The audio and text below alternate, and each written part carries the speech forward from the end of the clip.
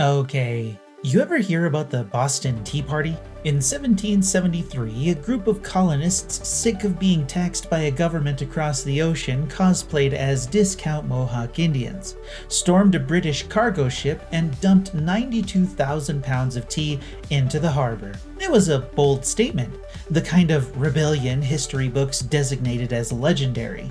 No more blind loyalty, no more silent compliance. They sent a message, loud, soggy, and steeped in symbolism. But here's the part we conveniently forget.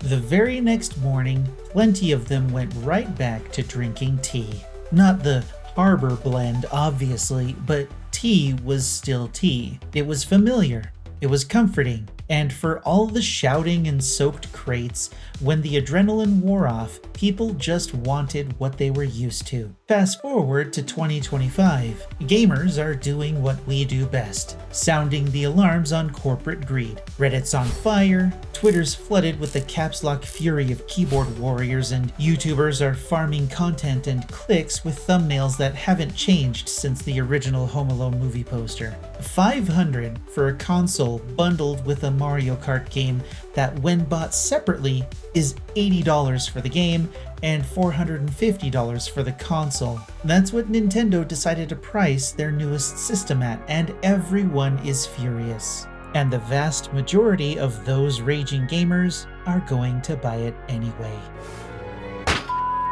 The Switch 2 will sell out. The limited editions will vanish before most people finish their angry tweets, and the same folks shouting "Never again!" will be quietly refreshing their Walmart carts the night before launch, just hoping it doesn't crash. Nintendo knows this. They've seen it before. They're not selling specs, they're selling nostalgia in updated graphics, a shinier screen, a louder speaker, and a new button on the controllers. It's the next-gen Nintendo, bundled and marked up for your convenience. But here's the truth that no one wants to hear or admit. This isn't about Nintendo being greedy. This is about gamers, and how we keep proving over and over again that we will absolutely buy the thing we claim to hate. Let's talk about the Nintendo Switch 2 and why the real problem isn't the price, it's us. Let's break down what Nintendo is actually offering for that $450 price tag. You get a slightly bigger screen, 7.9 inches, HDR support, 1080p resolution. You get Joy-Con 2 controllers that snap on with magnets, and they double as mice. Because apparently someone out there wanted a wheelchair basketball simulator. There's a built-in microphone for voice chat that no one except screaming trolls will use, dual USB-C ports, you can charge it while using the built-in stand, and internal storage bumped up to 256 gigs. Oh, and if you dock it, it can output up to 4K resolution, in theory, on supported games. When the stars align, every other Tuesday for an additional fee.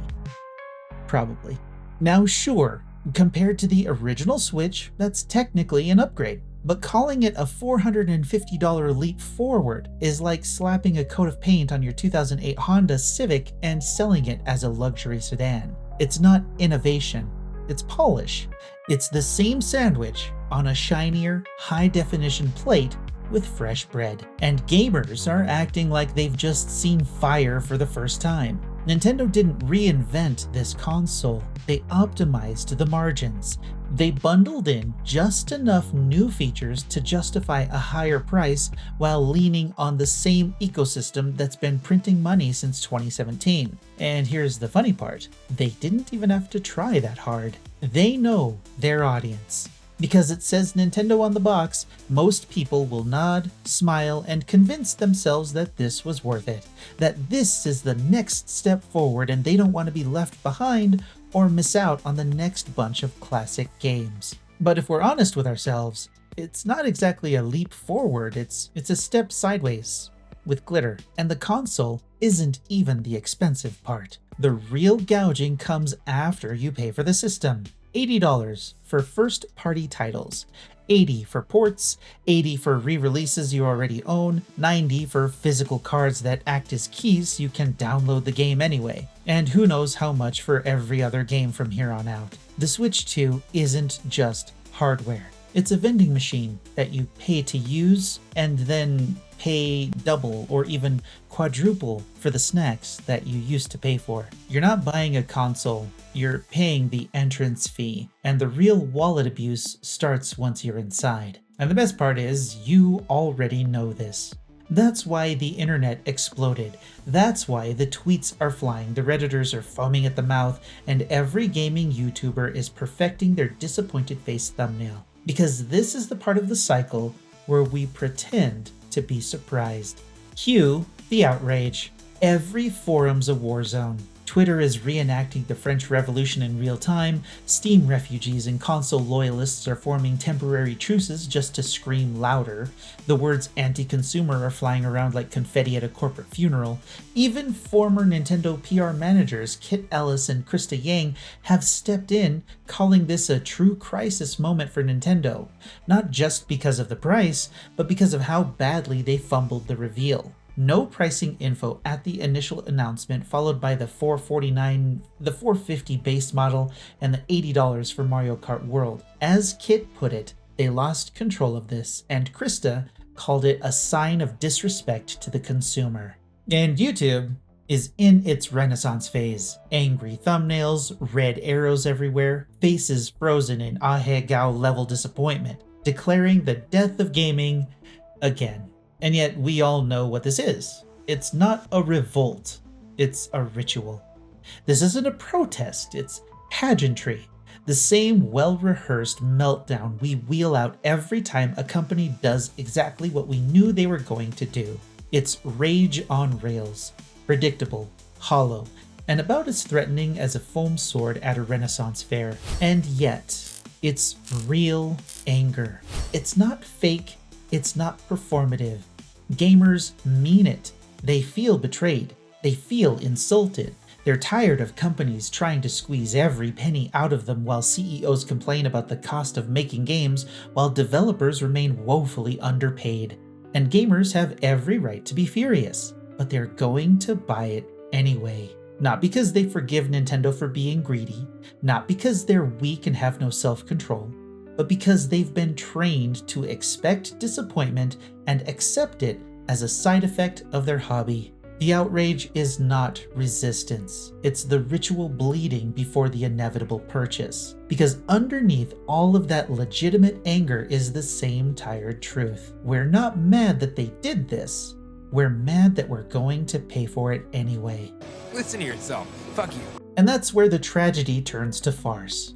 This isn't just a mistake we keep making, it's a punchline that's already been written for us. Asmongold said it best, Angry Joe co-signed it, and at this point it might as well be stamped onto the box art of every overpriced game release. Gamers will eat dog crap and smile. It sounds crude, but it's also the most honest assessment of modern gaming culture you're ever going to hear. Publishers keep pushing the line. Broken launches, microtransactions, deluxe editions with less content than the base game. Hell, sometimes they charge you extra just to access what's already in the game. And what happens? We buy it, we defend it, and then we pre-order the next one. Nintendo could slap a Mario sticker on a moldy sandwich, call it a nostalgia meal, and people would post unboxing videos between bites while saying it smells weird, tastes like betrayal, but the box art is embossed, so that's nice. All while trying not to throw up from disgust. And the worst part is that we know it's crap. We say it's crap. We meme it into the cold oblivion of death, and we still swipe the card because we've been conditioned to chase the spark of something new and shiny. If this still sounds too cynical, just look at my ex, Dead by Daylight. That game is where most of my 19,000 subs came from.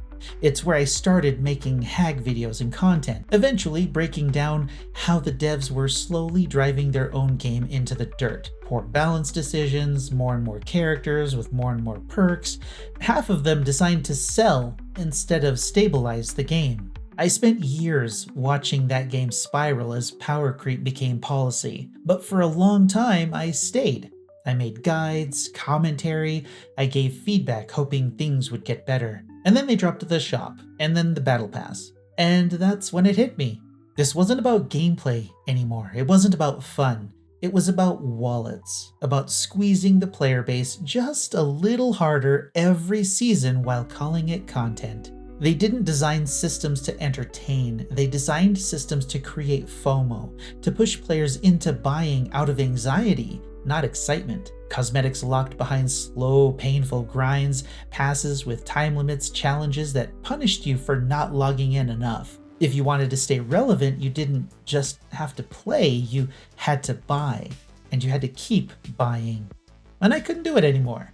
Not because I stopped liking the game, but because I finally understood what it had become. A loyalty trap disguised as a hobby. Since then, I've only supported games that respect my time, offer fair monetization, and treat my attention like something to be earned, not farmed. And when I look at what Nintendo is doing now, when I see the rising prices, the nostalgia-fueled re-releases, the shift from fun to funnel, I see the same pattern. The same slow drip of psychological manipulation dressed up as premium content. The same confident grin behind the counter waiting for us to cave in. Because most gamers will. The modern gaming industry doesn't sell games anymore. It sells pressure. It sells urgency. It sells the fear of missing out weaponized. And Nintendo has mastered the art of slow drip manipulation. Their entire business model is based on scarcity, nostalgia, and the unspoken threat that if you don't buy now, you'll regret it forever. They don't call it FOMO, but they don't have to. They just quietly limit stocks, lock special editions behind artificial shortages, and sprinkle a little magic on every re-release so it feels like it's part of your childhood, even if it's just new Super Mario Bros. For the fourth time in a decade. And we fall for it. Not because we're dumb, but because we're loyal. Because somewhere in our heads we've convinced ourselves that buying Nintendo games is part of who we are. We grew up with these characters, we trust them, we want to believe they still represent quality and care and fun. And Nintendo knows that. They don't just market to gamers, they market to children who grew up and still want to feel the way they did when the games were magic and life didn't come with a receipt. That's not loyalty. That's nostalgia poisoning, and it's one of the most powerful tools the industry has. Because when a company wraps a product in your childhood, it's no longer just a game.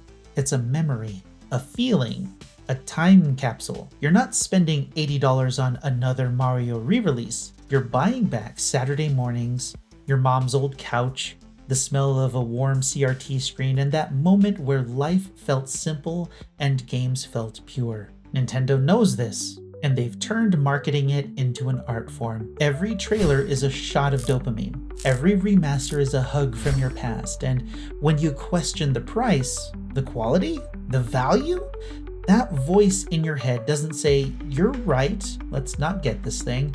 It says, "Come on, it's a me, Mario." And it's not just manipulating you. Nintendo isn't just a brand, it's a family brand.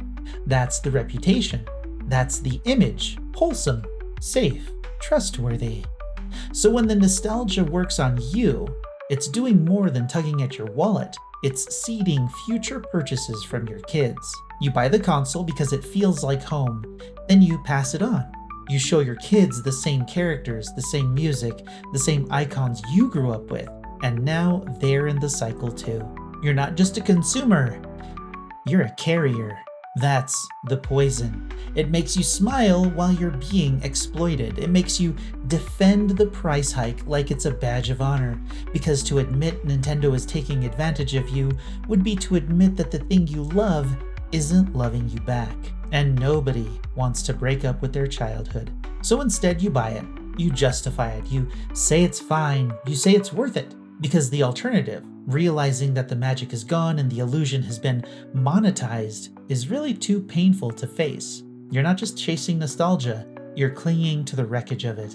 And if you're not careful, you'll keep paying for that feeling and teaching the next generation to do the same. Remember the Boston Tea Party? Furious protest, symbolic rebellion, a crowd tossing crates into the sea, convinced they were changing the course of history, which they did. And then the next morning, they went right back to drinking tea. Maybe not from the harbor, maybe not the same brand, but the habit didn't die. The ritual didn't break. The rebellion ended with a refill. And here we are again, modern gamers foaming at the mouth, hurling our anger into the digital ocean. We're furious, we're betrayed, we're hurt that Nintendo would charge this much, that games cost more, that the whole thing feels like a cash grab. But when it's released, you'll buy the Switch too. You'll post your box photos, your unboxing videos. They'll stream Mario Kart World and tell themselves that the new adventure mode makes the whole thing worth it. Because we don't play games anymore. We buy them to feel something, to chase that brief flicker of magic, or to get away from our daily lives, to convince ourselves that we're still part of something joyful, even if we have to mortgage our dignity to do it. This isn't a story about corporate greed. That part is old news. No one expects anything else from the corporate overlords. This is a story about us, about our willingness to accept the abuse because the abuser smiles like our childhood mascot and plays a catchy jingle while he takes our money. Nintendo and the Switch 2 isn't the problem. We are. But don't worry, you've already made peace with that. You'll grumble, you'll meme, you'll threaten to boycott, and then you'll buy it anyway. Because that's what most gamers do. We feed the beast, then complain that it's getting too fat and greedy. We scream about getting burned, then dive back into the fire holding a wallet soaked in lighter fluid. So go ahead, pre-order the damn thing. Pretend that you're taking a stand until launch day. Tell yourself it's okay this time because at least it's got a new button and slightly larger thumbsticks. Or maybe your favorite YouTuber buys one because it's their job. Whatever gets you through the sticker shock. Because the real innovation this generation isn't a brighter screen or magnetic Joy-Cons. It's how much lower the bar can go while gamers keep paying for it. And if you think this is the last time, check back in 6 months. There'll be another $80 game from another big company, another sticker on the box, and another line of people smiling as they rage in all caps on Twitter. Same rebellion, new tea party. That's all for today. You're welcome.